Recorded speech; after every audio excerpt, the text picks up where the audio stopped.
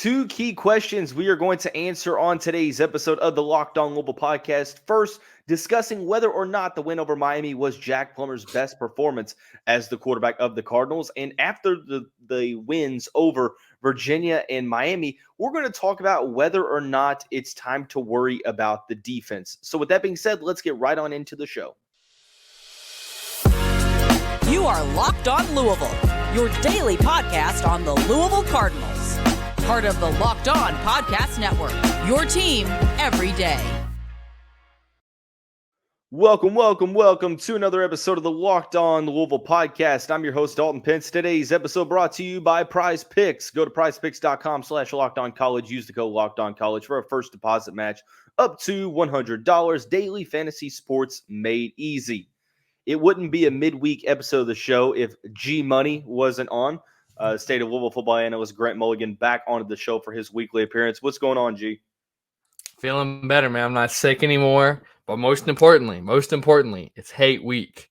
And I'm bringing the L's up energy. I'm bringing the anti-UK energy, okay? It's L's up all week long. This Thanksgiving, I'm most thankful for the beatdown we're about to lay on Saturday. You heard it here first. Coming out already on a tangent, but Grant made one crucial mistake. Well, it is hate week, and we're going to talk about that matchup, but we're also going to answer some questions regarding Jack Plummer, regarding the Cardinals defense, and Isaac Guerendo continually turning in solid performances. So let's go back to that Miami game, Grant. This is a performance to where I thought after the game immediately that this was the best performance of the season from Jack Plummer. The statistics might not necessarily be eye-popping. They might not back it up, but due to the context, this team went down. The defense really wasn't able to get many stops. It was on the offense to continually put up points. They went on the road and scored 38. Do you agree that this was his best performance as a Cardinal? I think you're absolutely right, because it's not just about the stats that he put up. It's about watching the game in context, seeing what he did in context. Mm-hmm. And this was a game in which obviously we had to win. It ended up we didn't have to win because UNC ended up losing anyways. We would have been in the ACC championship no matter what. But the way the team was treating it and the way they should have treated it is that this was a must-win game.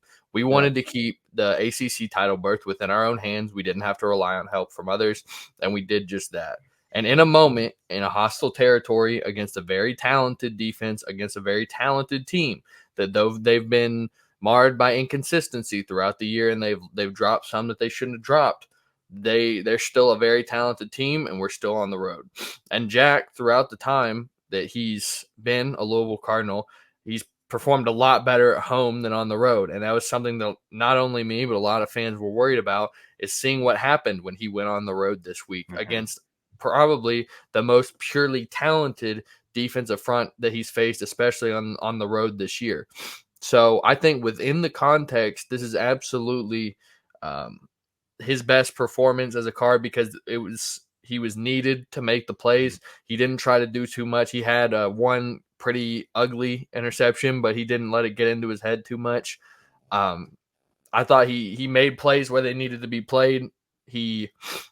There's still some points where you question, but he is what he is at this point. We've only got a few games left of the season, depending on how things shake out after the ACC championship. But this was a time in which we needed quarterback play to step up. Jawar Jordan, again, not 100%, didn't play a whole bevy of snaps. You got our number one receiver, Jamari Thrash, still dealing with injury. He's not 100%. You've got a myriad of guys on our offense who just aren't playing at 100% or who aren't playing at all. And he really stepped up. He showed a lot of maturity. This is why we went out, got a graduate guy who's been in these situations, didn't panic even when he threw an interception that was kind of ugly. But I agree with you. I would say that this was the best Jack Plummer performance we had of the season. Statistically, I mean, if you want to go straight to statistics, obviously the Boston College game probably would be the best one, but there wasn't much pressure on the team at that point. I mean, it was a blowout almost from the very beginning. Put the interception aside. Now, granted, you have to accept that he made a mistake, but you're never really going to turn in a performance to where you have zero mistakes. I felt like there weren't a ton of overthrown balls. I think that there were some passes that were thrown behind receivers that caused guys to get a little bit off balance and trip or just drop passes. Now, if it hits you in the hands, you should be able to catch it. But at the end of the day, the passes had to be better in some respect. But let's look at that second half. There's one drive in particular, end of the third quarter.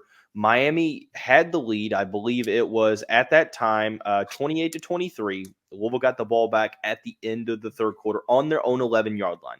The previous two drives, they didn't even record a single yard and had to go 3 and out and punt. I told myself at that point, we're going to learn a lot about Jack Plummer in the last 15 minutes of the game. Now, thankfully, he led an 11-play, 89-yard touchdown drive where he had some solid throws on the run, just methodically and surgically dissecting the defense down the field. The 58-yard or however long that touchdown pass was to Kevin Coleman, to where the obvious blown coverage and the catch and run, it is what it is.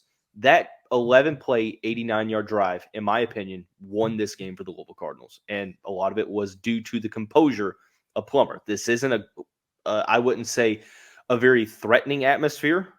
The stadium was half full, if that. But still, you went on the road with all the pressure on, with all the eyes on you, and you led one of the more impressive drives of not only the game, but the season in general. Yeah, and one of the things that I would want to highlight about Plummer's performance in this game was that he was willing to go to a lot of different targets. He wasn't just going – one of the things that I think that costs him a lot of the time in these games is he gets hyper-locked onto Jamari Thrash.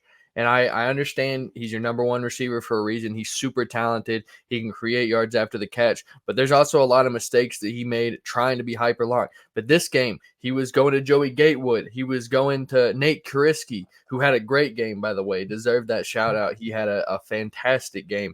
But Jack, that's one of the things that impressed me the most is that he was able to finally get over that hyper-lock on Jamari Thrash and dish it to a myriad of different guys and get a bunch of different offensive pieces involved, especially whenever we needed to kind of get out of a sluggish situation. So that's, to me, that's what impressed me the most, is that he didn't fall victim to old habits. It shows a willingness to grow in that regard. Got a lot of different guys involved, kept it a team effort, and I was very impressed by that facet of his game. It's interesting that you mentioned spreading the ball around. Jamari Thrash, dealing with the health issues, he had one catch on the afternoon, and it went for 7 yards. Wasn't really much of an impact. He completed a pass, Jack Plummer that is, to 12 different receivers on Saturday afternoon. One of those being Trevante Sylvester in the end zone. I love it. Big man touchdown. But the way he was able to spread the ball around. And I wonder what this does in terms of confidence to start seeking out tight end play as well. Joey Gatewood showed his reliability. Josh Livson, another guy that had a solid performance. Nate Kuriski, best performance of the season from him.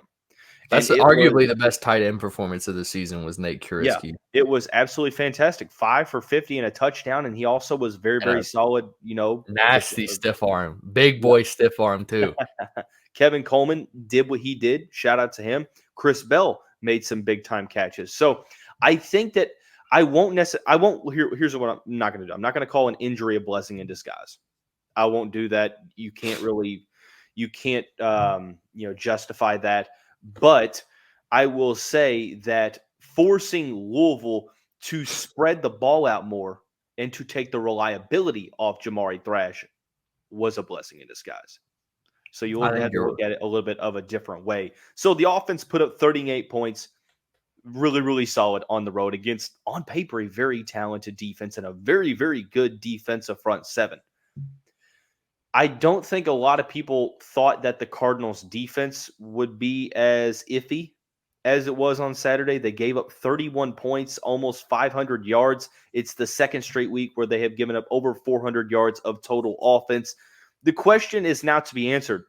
Is it time to worry about the Cardinals defense heading into the end of the year? Now, we're going to talk about that after we tell you about why you don't need to worry when you play daily fantasy sports if you use PrizePicks. It's the largest daily fantasy sports platform in North America and the easiest and most exciting way to play it. For me, the main thing are the combination projections. You can essentially go to PrizePicks, pick more than or less than on 2 to 6 player stat projections. So when you go with the combo between football and basketball, one that you could use will be LeBron James and Travis Kelce at a 10.5 combo of 3-pointers made and total receptions. That's absolutely huge. And something else that they do that no other service utilizes is the reboot policy. So if there's a player in your deal that gets injured in the first half, they don't return for the second, that player is rebooted.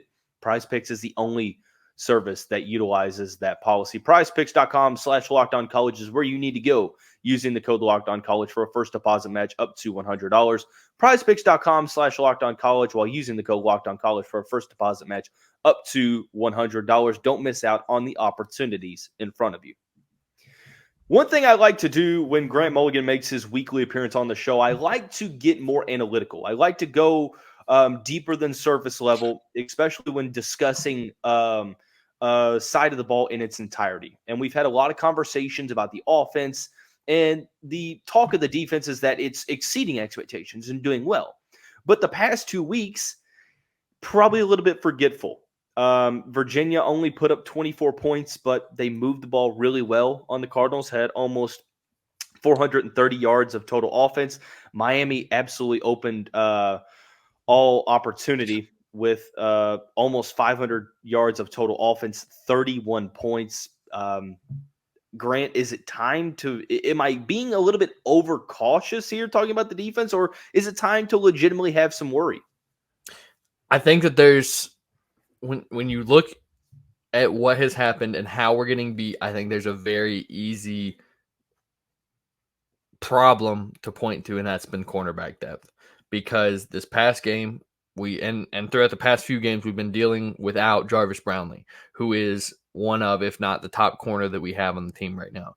And without him, and especially last game, we were without Trey Franklin too. We were down 2 of our biggest rotational pieces. And Storm Duck has not been as consistent as we would have hoped, having him coming from an all ACC guy.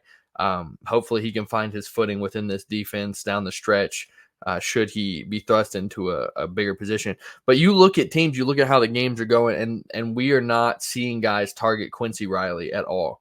Like, he's getting no work, but they're going straight to that void that's left by Jarvis Brownley, and you don't have your top backup to him in Trey Franklin last game.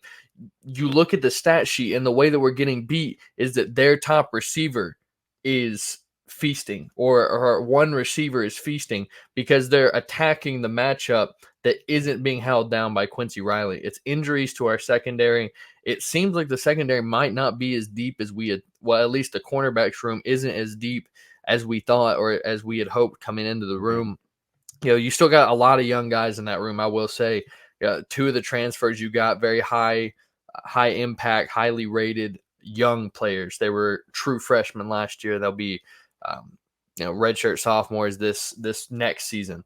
But in terms of experience, cornerback's one of the hardest positions to play in football, if not the hardest position to play in football. Yeah. And when you're down your top corner and a guy like Trey Franklin, who is really come up big in some spots and is looked on as one of the top backups, you're going to give a position for the offensive coordinator to find matchups to attack, for quarterbacks to find matchups to attack. And that's really, in my opinion, what it's come down to, is that we've gotten thin in the secondary. The loss of Jarvis Brownley has hurt a lot more than we thought it would. They're getting favorable matchups in the passing game. And recently we haven't been being able to connect with sacks as well, because the passing lanes have just been open more so. The quarterbacks have been able to get the ball out quicker. We haven't been able to turn coverage into sacks. And like we had talked about previously in other episodes, sometimes the defensive line, however deep it may be, it takes them some time to get back there, especially if Gelati's seeing a lot of attention. So getting Jarvis Brownley back, and they're saying that Jarvis Brownley could come back this week, getting him back, and hopefully if we can get some extra juice from the rest of the defensive line throughout the remainder of the season, I think that's going to help cure the woes. I'm not ready to say that we're overrated defensively. Yeah, but I think it's pretty clear where our problems lie here. Yeah.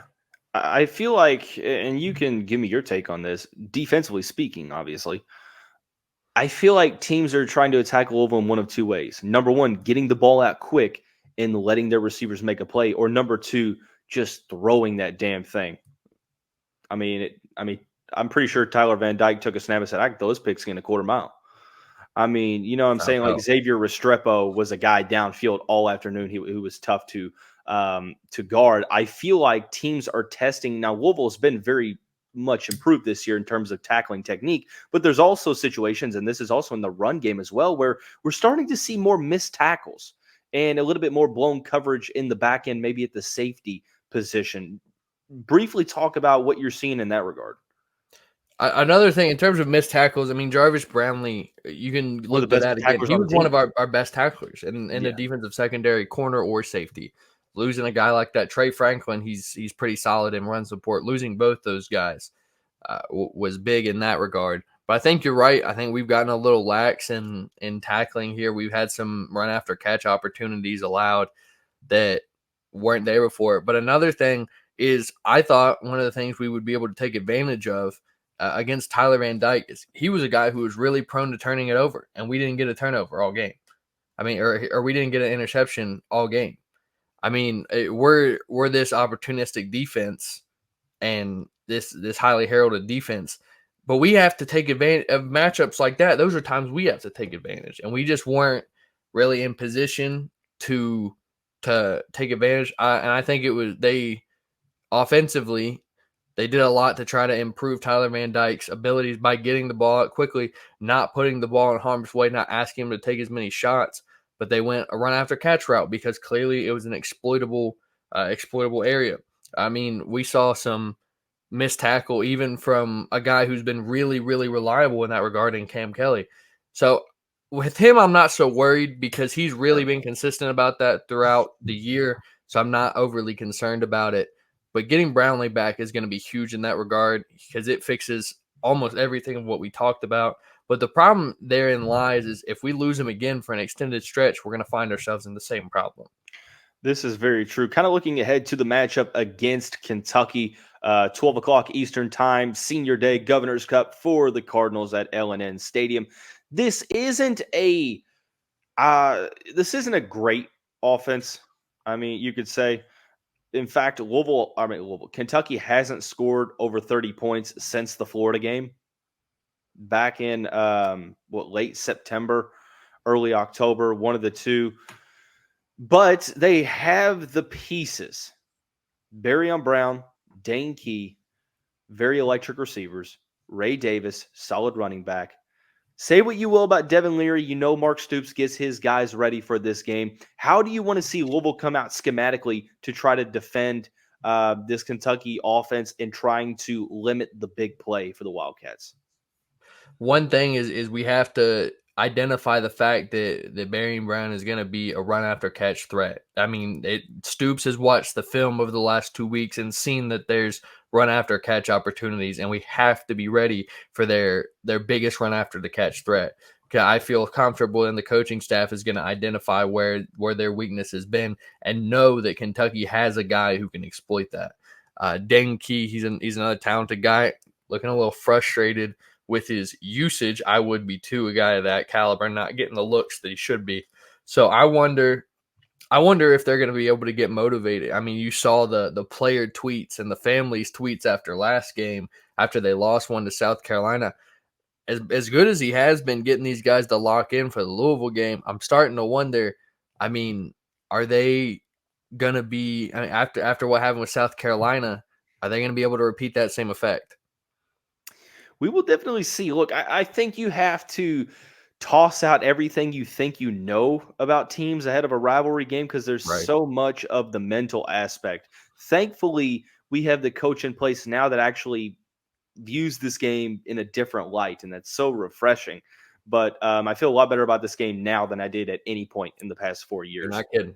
You're not kidding. But regardless. Before we do start previewing that on the upcoming episodes, I do want to talk about Isaac Guerendo. Another very reliable performance from the grad transfer from Wisconsin. We're going to talk about what he was able to do and how it impacted this game in favor of the Cardinals here momentarily after we talk about our friends over at LinkedIn Jobs. These days, every new potential hire can feel like a high-stakes wager for your small business. You want to be 100% certain that you have access to the best qualified candidates available. That's why you have to check out LinkedIn Jobs. LinkedIn Jobs helps find the right people for your team faster and for free. Go to your profile, add the job in the purple hashtag hiring frame to spread the word. You get simple tools like screening questions that make it easy to focus on candidates with the skill sets that you're looking for, because adding the right team member is a critical process to having a positive and measurable impact on your business. That's why small businesses rate LinkedIn Jobs #1 in delivering quality hires versus leading competitors. LinkedIn Jobs helps you find the qualified candidates you want to talk to faster. Post your job for free at linkedin.com/lockedoncollege. That's linkedin.com/lockedoncollege. Post your job for free. Terms and conditions apply. Final segment of this Wednesday edition of the Locked On Louisville podcast with Grant Mulligan, State of Louisville football analyst. Grant, another great performance from Isaac Guerendo to build off of his string of really solid performances. He led the Cardinals 15 carries, 93 yards, and a touchdown, had a catch for 11 yards, but averaged 6 yards per carry. Jawar Jordan, as you mentioned, once again, not fully healthy. Is this a point to where do we expect Guerendo to be the guy for the remainder of the year? I have a point on this one. I have a thought on this one. And it is, I'm if glad this is who Isaac. I'm glad you can think for yourself. Congratulations, man. Okay. Great Anyway, moment, everybody. I was thinking, I'm watching this. I'm like, if Guerendo is this good, and if he was this good the whole time, I feel like we should have shut down Jawar Jordan for like a week or two to let him actually get healthier. And I think maybe his injury wouldn't have lingered on this long, and hopefully at this point we can get him a full slate of carries again. And I'm not in the room. I'm not in the building. I don't know what's going on in there, but he's been great. I mean, he's truly been a revelation in the backfield, a legitimate number 2 back to Jawar Jordan. We'd be in good shape if he was our number 1, if he's playing like this. I mean, he was a great get in the portal. He's been great for us. I wish him great success beyond us. But I kind of like, I'm watching him now, and I'm kind of wishing if we would just roll with Guerendo and Maurice Turner for just a couple weeks and let Jaws heal up just a little bit. And we can get, at this point, we can get him a more full slate of carries. I don't know. That's my thought. It's tricky. It's tricky because number one, I don't know. I understand maybe the advantage of scouting, having to prepare for a guy like Jawar Jordan, but I mean, I'm there as well. If looking back on it, if resting Jordan for the Duke game and beyond, a couple games would have given you an opportunity to have him fully healthy for this next stretch. I mean, it would have been great to have, but like it's hard to have these conversations. We're not in the building. And that's the key thing is, so this isn't a slight of the coaching staff. This is just a hypothetical, as Grant is suggesting. But I would definitely agree here. Put my tinfoil hat on for that one. I mean, it's just for sake of conversation. He's performing really well these past couple of games. Very happy for him, man. Look, I don't know this for certain, but he's played 5 seasons. 2020 obviously was the COVID year. 2019, he had 1 carry for 1 yard. I still think he has a year of eligibility left. Does he still have a year of eligibility? I think so. I've been told both. I think he does, because you look at the game log from 2019, and he only appeared in what looks to be 1 game, and that was the Rose Bowl against Oregon. He had 1 carry for 1 yard. As Justin Herbert went off that game. Shout out Jay Herbo, man. Not a shout out to Brandon Staley, but shout out to Jay Herbo, man. But not to get in the Chargers things again. Final question for you. This might just be a hypothetical, and it might be moot if he doesn't, but how big would it be if he did have an additional year of eligibility? Because it's probably all but certain that Jawar Jordan's going to the next level. Isaac Guerendo RB1 next year?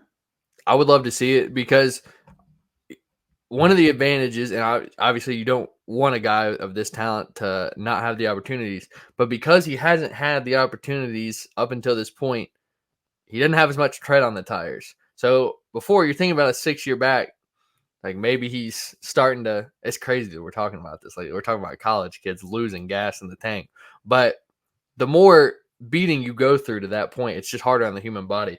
But he's a guy who, though he's an older player, doesn't have that same tread on the tire. So I would be happy to get him back, especially with what he's shown recently. Even if we bring in another guy through the portal and he's back in his like 1B back role, I think that would be a huge get, and I would happily take him back. I would happily take him back. I agree there, and I mean, obviously, it would be NFL or nothing because I doubt that he'd be able to transfer again. But still, a sake for hypothetical speaking. But everything. It was just good vibes this past weekend. It was good vibes. We win if Grant Mulligan's on the show prior, and that's what I've seen all season. And you can't prove me wrong.